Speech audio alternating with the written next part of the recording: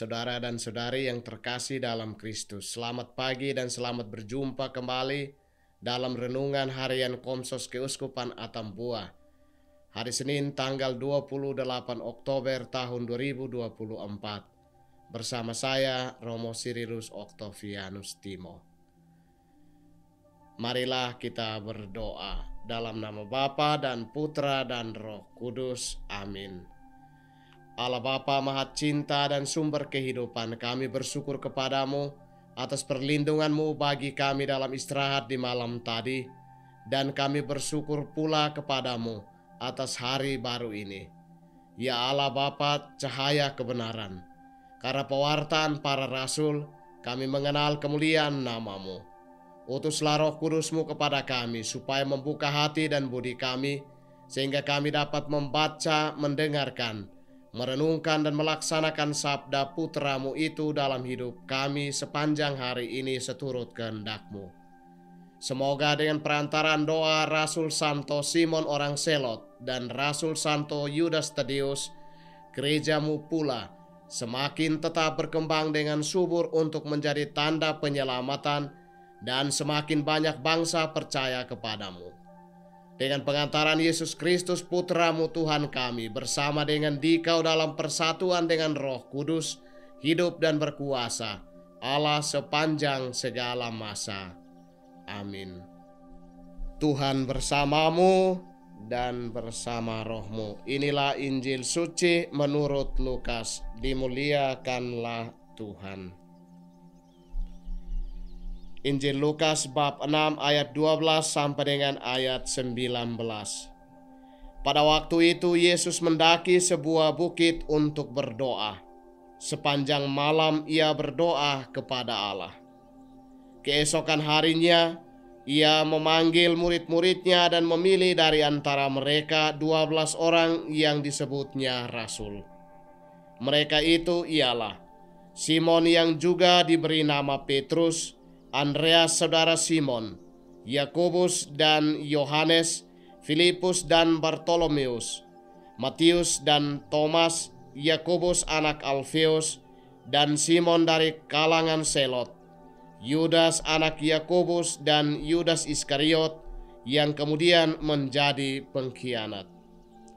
Lalu Yesus turun bersama mereka dan berhenti pada suatu dataran. Banyak murid dan himpunan besar orang dari seluruh Yudea, Yerusalem, dan daerah pantai Tirus dan Sidon berkumpul di situ. Mereka datang untuk mendengarkan Dia dan untuk disembuhkan dari penyakit mereka. Orang-orang yang kerasukan roh-roh jahat juga disembuhkan, dan banyak orang itu berusaha menjamah Dia, sebab daripadanya terpancar suatu kuasa yang menyembuhkan mereka semua. Demikianlah sabda Tuhan.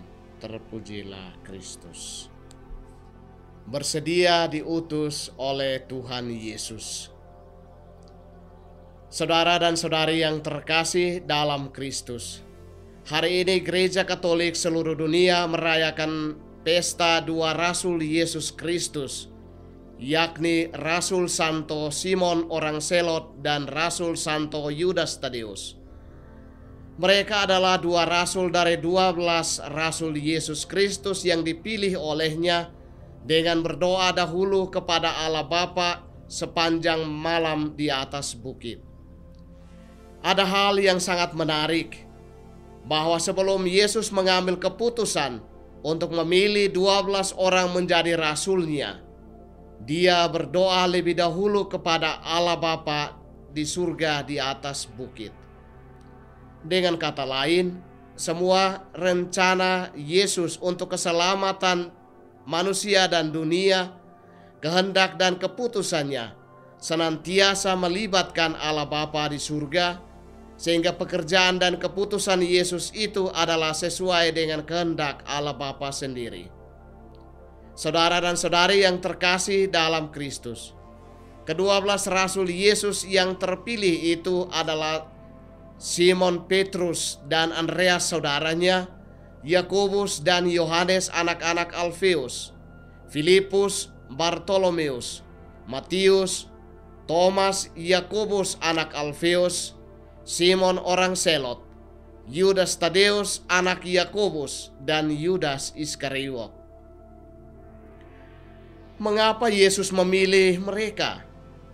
Alasannya supaya mereka membantu Yesus untuk melaksanakan tugas panggilan demi keselamatan semua manusia di dunia ini dan untuk keselamatan dunia yang telah rusak karena dosa manusia sendiri. Yesus berkata, "Bukan kamu yang memilih aku, tetapi akulah yang memilih kamu dan menetapkan kamu supaya kamu pergi dan menghasilkan buah, dan buahmu itu tetap. Aku mengutus kamu seperti domba ke tengah serigala. Pergilah, aku mengutus kamu ke seluruh dunia. Baptislah mereka dalam nama Bapa dan Putra dan Roh Kudus, dan ketahuilah, aku akan menyertai kamu senantiasa sampai akhir zaman."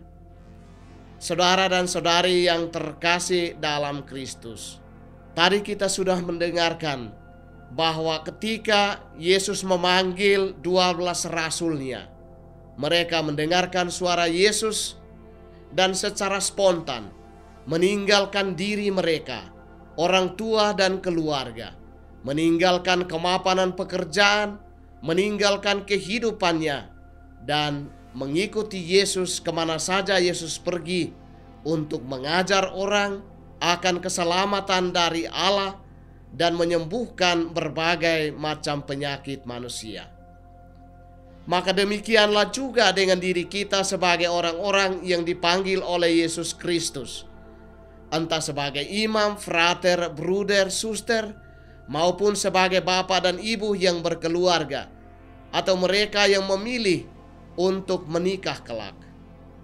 Kita pun hendaknya juga meninggalkan segala sesuatu yang kita punyai, yang adalah milik pribadi, lalu mengikuti Yesus dengan menjalankan tugas, panggilan, pekerjaan, dan tanggung jawab kita masing-masing dengan setia untuk keselamatan banyak orang, meskipun ada banyak tantangan yang silih berganti akan dialami di dalam hidup.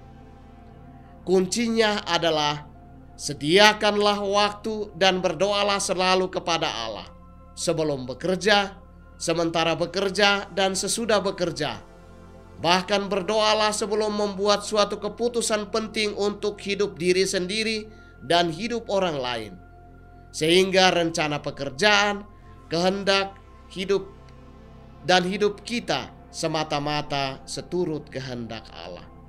Bahkan juga yang tidak kalah penting, kita berdoa di dalam hidup supaya kita dijauhkan dari dosa-dosa.